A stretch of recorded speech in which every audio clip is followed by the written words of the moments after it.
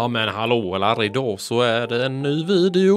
Och idag så ska vi prata om aktier. Och inte vilka aktier som helst utan mina aktier. Jajamän. Idag är det nämligen så att jag ska presentera 3 stycken nya aktier som jag har köpt. Jag har dessutom köpt en till fond och jag har sålt en fond. Och det tänker jag gå igenom i dagens video.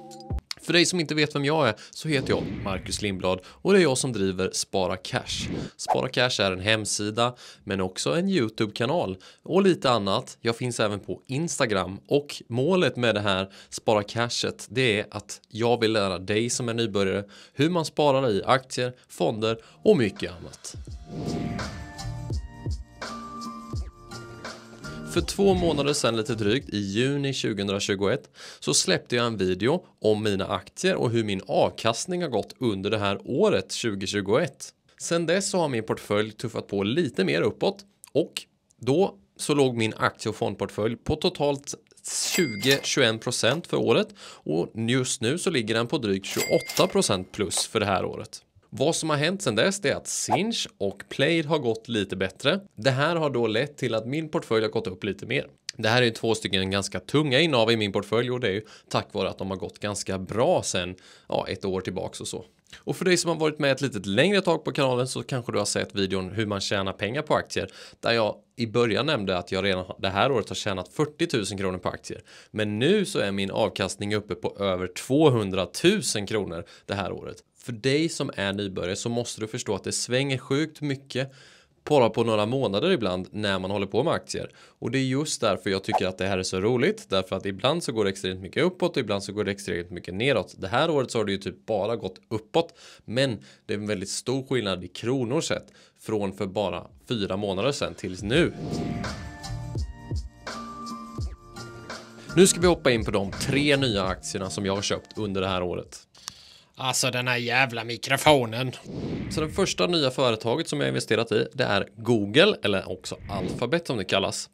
Det är själva huvudbolaget som äger Google heter ju Alphabet. Och du känner säkert till vad de gör. Vi har Google som är sökmotorn och vi har YouTube och många andra ben som Google tjänar pengar på. Och de stora techbolagen till exempel Google, Facebook, vad har vi mer? Amazon, vi har Microsoft. Alla de här stora techbolagen har nyligen släppt sina kvartalsrapporter för det andra kvartalet i år. Och de har visat på en extrem tillväxt och att de tjänar mer pengar. Jag har länge funderat på att köpa lite aktier i Google men jag vet inte, jag har liksom inte, det har inte blivit av. Dels för att en aktie kostar typ 25 000 kronor. Men nu har jag äntligen gjort det. Och den största anledningen till varför jag investerar i Google det är just för att jag tror på att Google som sökmotor men också YouTube som du tittar på mig genom att det växer så pass mycket och att allt fler människor använder YouTube. Jag tror också att YouTube kommer kunna tjäna otroligt mycket mer pengar än vad det gör idag. Dels tack vare att fler köper YouTube Premium som jag använder YouTube Premium idag istället. Jag vet inte ifall du själv använder YouTube Premium men väldigt många gör och ifall det är så att du använder YouTube Premium så skriv gärna en kommentar här nedanför så att vi vet och vi kan analysera lite och ifall du funderar på att köpa det.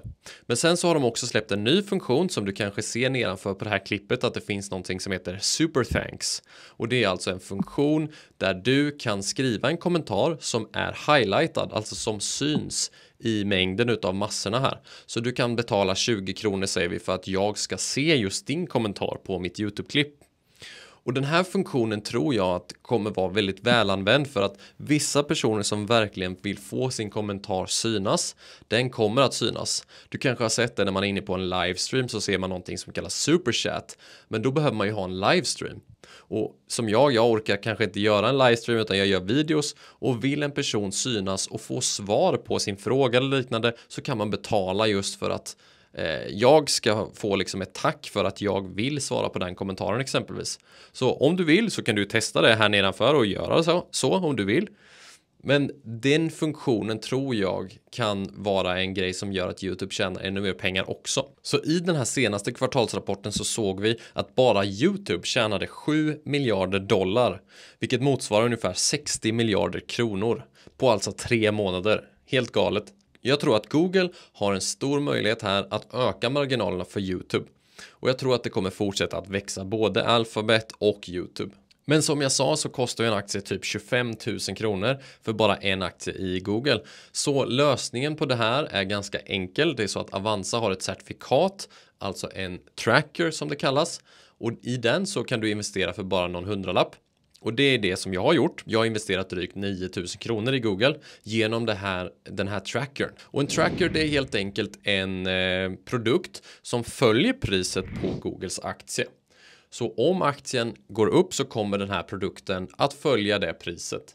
Så du kommer få ungefär samma avkastning som aktien får. Och den här är också utan courtage, så du slipper betala det amerikanska courtaget och växlingsavgiften mellan kronor och dollar. Om du köper för minst 1000 kronor så är det alltså inget courtage i den här trackern. Den andra aktien som jag har köpt, det är ett företag som heter Waystream Holding.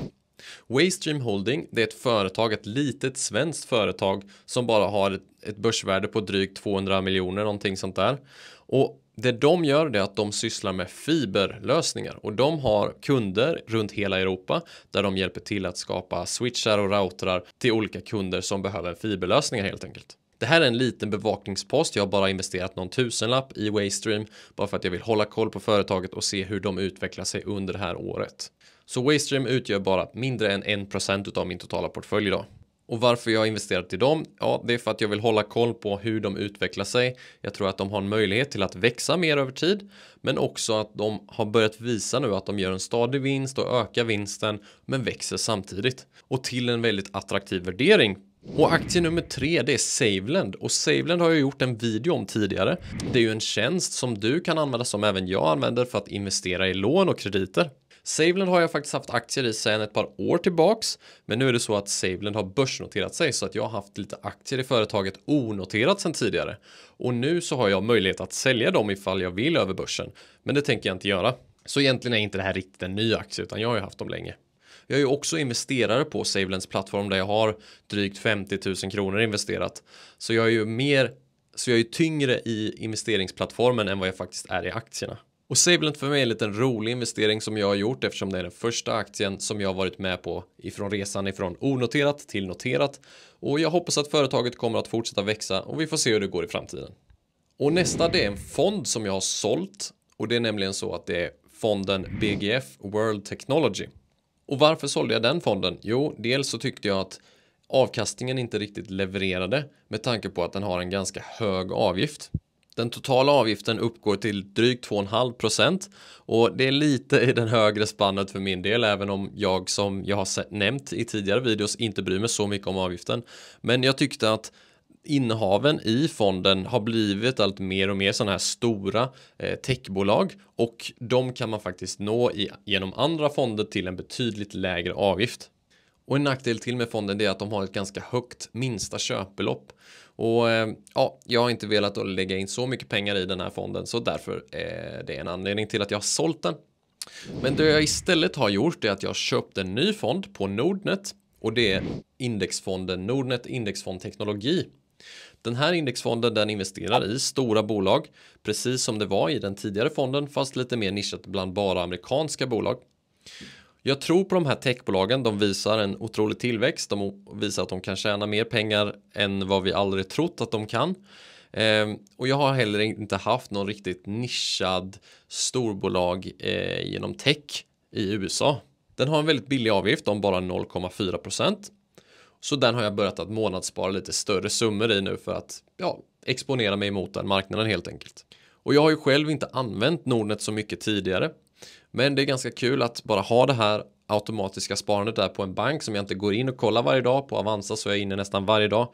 Så det ska bli skönt att bara sätta in pengar där och låta dem ticka på utan att vara så aktiv. Och just nu så ligger min avkastning på min portfölj på över 200 000 kronor, vilket är helt sjukt, vilket jag aldrig hade kunnat tro tidigare. Så jag börjar närma mig förra årets avkastning, och det har ju bara gått typ ett halvår, lite mer än ett halvår. Så ja, det är kul, och det är ju ett bevis för hur pass bra ränta på ränta-effekten faktiskt funkar när man ligger still och man ger fan i säljknappen. Och det är mina lärdomar som jag vill dela med mig av till dig. Det är att vara långsiktig, ha kvar dina bra innehav, sälj inte vinnare, sälj förlorare istället. Har du några frågor kring min portfölj eller vill berätta om hur det har gått för din portfölj, så skriv gärna en kommentar här nedanför. Och jag vill gärna tipsa dig om att följ mig gärna på Instagram. För där så lägger jag ofta ut när jag uppdaterar mina innehav, när jag har köpt någonting eller när jag har sålt någonting eller när någon har rapporterat eller sådär. Där gör jag även tävlingar ibland, som nu har vi en tävling där jag lottar ut en bok eller ett par böcker. Så tagga en kompis på den posten och gilla och följ. Och i framtiden så kommer vi göra fler sådana tävlingar. Och på Spara Cash så uppdaterar jag ju då mina investeringar med mina aktier och mina fonder, så du kan se hur stor vikt de har i min portfölj också. Tack så mycket för att du kollar och ha det så gött. Hej!